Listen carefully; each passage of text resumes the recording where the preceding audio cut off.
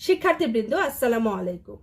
তোমাদের জন্য আজকে আমি একটি সারাংশ নিয়ে এলাম। প্রথমে সারাংশটির প্রশ্নটি মনোযোগ দিয়ে শোনো।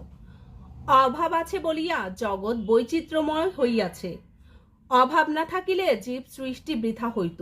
অভাব আছে বলিয়া অভাব পূরণের এত উদ্যম, এত উদ্বেগ। সংসার অভাব ক্ষেত্র বলিয়া কর্মক্ষেত্র।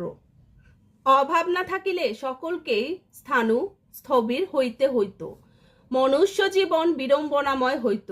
মহাজ্ঞানীরা জগৎ হইতে দুঃখ দূর করিবার জন্য ব্যগ্র, কিন্তু জগতে দুঃখ আছে বলিয়া আমরা সেবার সুবিধা পাইয়াছি। সেবা মানব জীবনের পরম ধর্ম। এবার উত্তরটা পড়ছি। সারাংশ: অভাব জীবনের সাথে জড়িত। অভাব দূর করার চেষ্টা থেকে জীবনের বিকাশ ঘটে। কাজেই অভাব না থাকলে জীবনের গতিময়তা থাকতো না, জীবন হতো জড় পদার্থ।